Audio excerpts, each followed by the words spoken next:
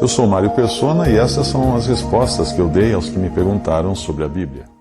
No capítulo anterior, no capítulo 21 de Mateus, nós vimos o anúncio da morte do Senhor Jesus Cristo, e como ele seria arrastado para fora da cidade, seria morto, seria crucificado. Isso tudo nós vimos, inclusive com um zelo muito grande dos judeus. E claro que não está ali ainda, mas vai aparecer mais no final do capítulo, no final do Evangelho. O zelo tão grande que eles tinham, nossa, como eles eram zelosos, né, pelos mandamentos de Deus, que eles não deixaram os corpos na cruz na virada para o sábado. Olha só como eles eram zelosos, eles realmente praticavam a lei, mas não adoravam em espírito, eles praticavam em verdade, mas não adoravam em espírito. E depois que nós vimos o Senhor ser condenado e morto no capítulo 21, em forma parabólica, né, em forma de parábola, no capítulo 22 começa com o casamento de um príncipe. E o casamento de um príncipe deve ser assim a coisa mais importante de um reino, não é? Eu não me lembro se eu vi uma coroação, o que foi um casamento. Eu vi um casamento de um príncipe pela internet, pela TV, quando casou-se aquele filho da princesa Diana na Inglaterra, e teve toda aquela coisa com carruagem real, com o templo todo enfeitado, as pessoas todas chiques e tudo, que é um evento realmente fantástico, né? Eu acho que o Senhor até permitiu que algumas monarquias permanecessem, mesmo que fossem só de fachada, para a gente ter uma ideia do que é um casamento de um príncipe, um casamento de alguém da realeza. Então imagina como foi esse casamento preparado, e o rei enviou seus servos a chamar os convidados para as bodas, e esses não quiseram vir. Não quiseram vir. Poxa, você é dono de uma empresa, você convida os empregados para o casamento da sua filha, e eles dizem que eles têm umas coisas para fazer, eles têm que ir no jogo de futebol, eles têm que ir num churrasco. O que você faz com aqueles empregados? Demite todos eles, né? Limpa a casa. E aqui foi pior que isso, então, porque eles não apenas não quiseram ir, e aqui fala que eles foram, e eles, porém, não fazendo caso, foram um para o seu campo, outro para o seu tráfico. Por favor, não confunda, que eles não eram traficantes de drogas. Tráfico significa negócios. Foram para tratar de seus negócios. E outros, apoderando-se dos servos, os ultrajaram e mataram. Agora imagina esse rei. No versículo 7, o rei, tendo notícia disso, encolerizou-se e, enviando seus exércitos, destruiu aqueles homicidas e incendiou a sua cidade. Que cidade é essa? O senhor está falando em forma de parábola. Jerusalém. Jerusalém. Quem são esses homicidas? Aqueles que no capítulo anterior mataram o filho do dono da vinha. Esses são os homicidas, esses são os assassinos. E agora eles não aceitam ir no casamento do filho do rei. Então, com muita razão, o rei vai e destrói a cidade deles, incendeia a cidade deles, e diz no versículo 8, então diz aos servos, as bodas, na verdade, estão preparadas. Ele não pediu nada, ele não pediu que cada um trouxesse a sua marmita, que cada um trouxesse o seu pão com mortadela, nada disso. As bodas, na verdade, estão preparadas, mas os convidados não eram dignos. Você imagina a lista de convidados? Eram só socialites, né? Só os caras mais importantes do reino que foram convidados para essa festa. Agora, esse rei rasga a lista dos socialites, dos chiques, né, do reino, dos milionários, dos famosos, rasga a lista, joga no lixo a lista, e manda os os servos, ele fala, então diz aos seus servos, as bodas, na verdade, estão preparadas. O casamento é muito bom, a festa é perfeita, mas os convidados não eram dignos. Por que eles não eram dignos? Porque eles não aceitaram a graça do rei. O que é não ser digno? É não aceitar a graça, não aceitar o convite. Quem prega o evangelho sabe como dói no coração você falar de Cristo, falar da sua obra, falar que basta crer em Jesus para ser salvo e a pessoa não aceitar. A pessoa fala, eu tenho a minha religião, eu fui batizado na igreja tal, eu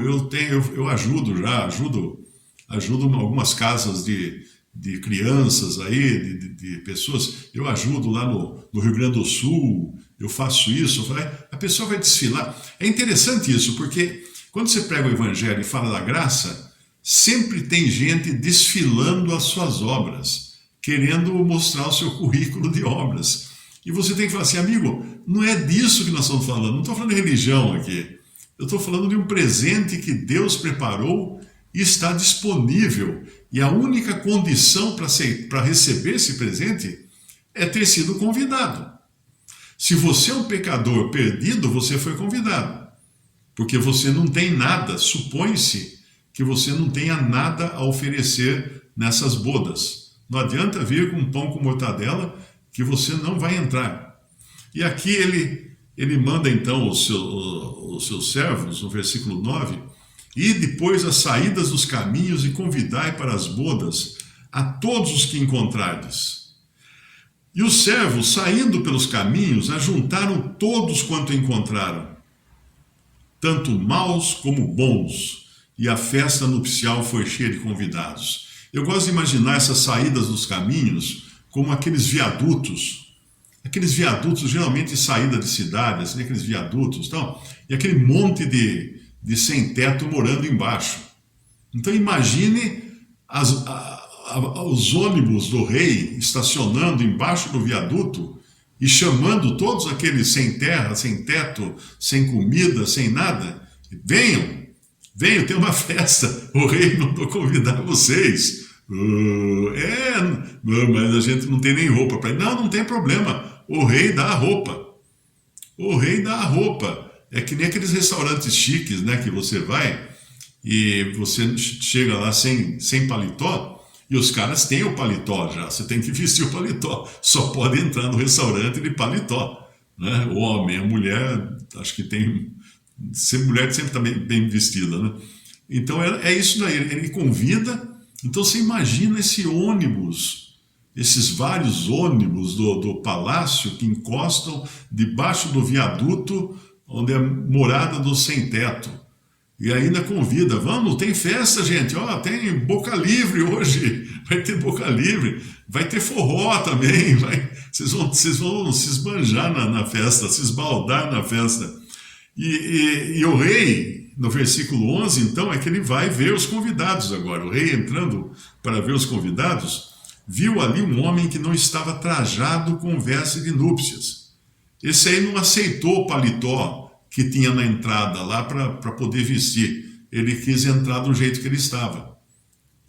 E disse-lhe, amigo, como entrasse aqui não tendo veste nupcial? Ele emudeceu. Disse então o rei aos servos, amarrai-o de pés e mãos, levai-o e lançai-o nas trevas exteriores. Ali haverá pranto e ranger de dentes, porque muitos são chamados, mas poucos escolhidos. Ontem eu postei esse versículo respondendo a uma pergunta de uma pessoa e teve uma que reclamou. Mas por que poucos são escolhidos? Por que ele não escolhe todos? Ele não escolhe todos porque todos não querem.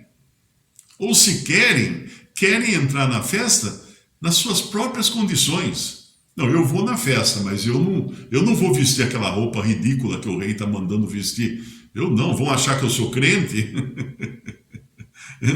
Então a pessoa quer colocar as suas condições para ser salva. A pessoa reclamou porque achou que Deus é injusto, porque poucos são escolhidos. Minha filha, só dele convidar para a festa, ele já está fazendo uma grande coisa. Está trazendo aquele resto de gente aquela gentalha que mora debaixo da ponte para uma festa no Palácio Real, e você vai ainda achar, vai colocar condições, vai colocar percalços aí para quem foi convidado, para quem ganhou um paletó na entrada para se vestir? Não, não, não. E aqui nós vemos a continuação da passagem, né? O que seria esse traje a rigor? Não é exatamente mandamentos, não é lista de regras, não é tipo assim, deixa eu ver se você está de acordo com a moda aqui que o rei determinou, tal. Não é. Não é isso, porque mandamentos e regras os judeus já tinham.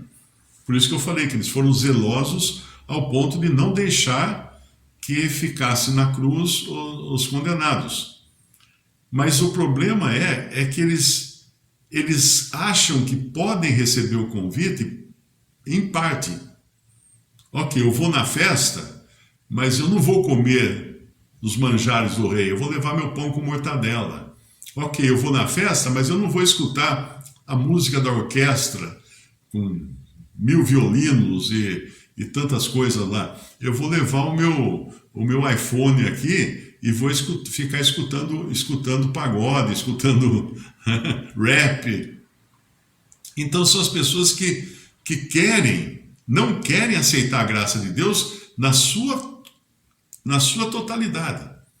Elas querem acrescentar alguma coisa ou retirar alguma coisa da graça de Deus. Na realidade, quando você retira alguma coisa da graça de Deus, você retira tudo, porque graça é graça, né?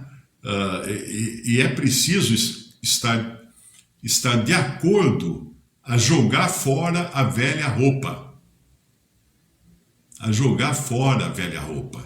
Você não vai poder continuar vivendo com a roupa que você vivia debaixo da ponte, morando como sem teto, todo fedido e sujo e urinado. Agora você vai ter uma roupa limpa, uma roupa nova, e você vai se revestir de Cristo.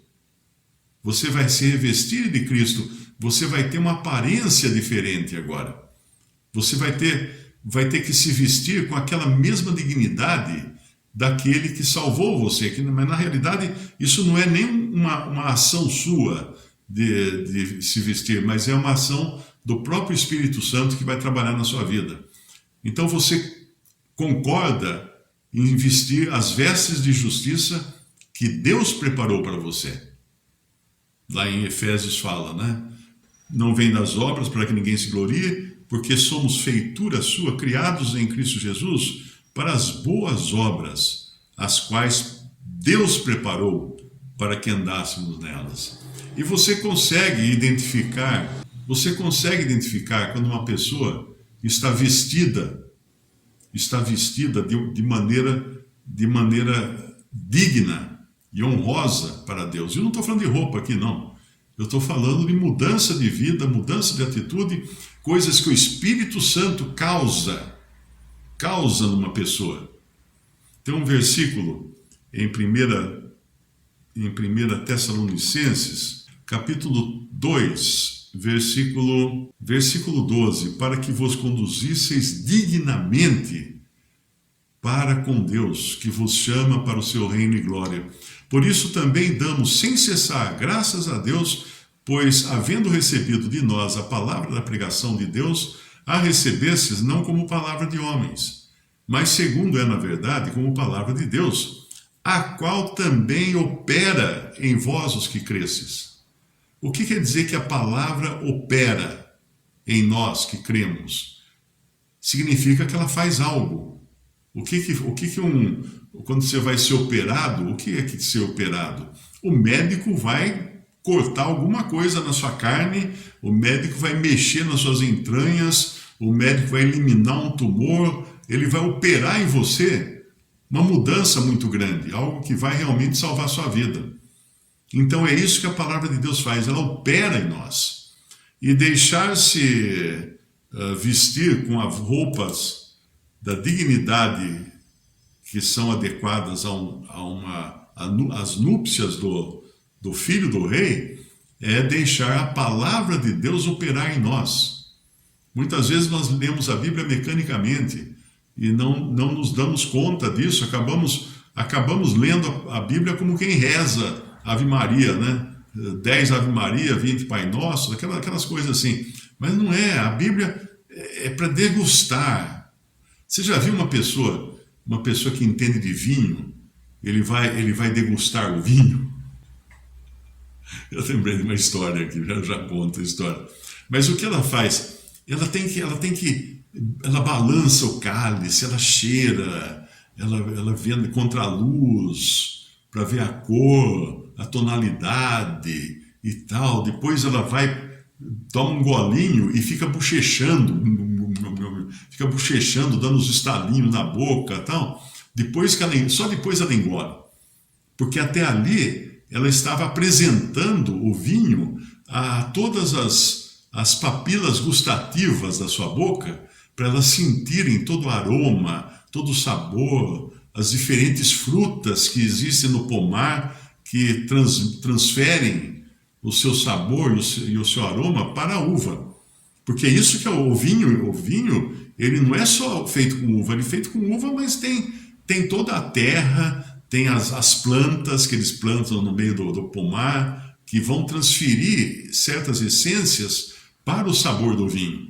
Então, uma pessoa que lê a Bíblia, lê a palavra de Deus, ela deve degustar, sentir o sabor, parar de vez em quando, olhar com calma, ler de novo um trecho e fazer como aquele que experimenta o vinho. Eu falei que ia contar a história. Tinha um jovem que reunia conosco muito no começo, né? Infelizmente não congrega mais, mas ele uma vez na casa dele, os irmãos foram na casa dele, e daí o irmão dele contando farol, que entendia de vinho, e aí alguém lá pegou uma garrafa vazia de vinho francês, encheu de vinho chapinha e levou para ele e falou assim: então testa esse vinho aqui, vê se é bom. Aí o cara viu a garrafa, a rótulo francês e tal, né? Aí fez toda aquela encenação, né? Aquele coisa, cheirou e virou um pouquinho e tal. No fim ele deu a sentença, né? Não, olha, esse vinho é bom, isso é vinho de verdade. Esse é o vinho, ele tem um aroma correto, ele tem sei lá, eu tenho os nomes agora, que eu até esqueci que nomes que eles usam para falar. Ele é encorpado, ele é não sei o que e tal. Aí depois que ele explicou tudo, os que estavam com ele falaram assim: ei, cara, que vinho tem aroma, coisa nenhuma, isso aqui é vinho, é chapinha que nós botamos da garrafa do vinho francês. Aí, como o cara não quis perder a pose, ele falou assim: mas esse foi de boa safra, então. Visite respondi.com.br. Também 3minutos.net. Baixe os e-books ou adquira os livros.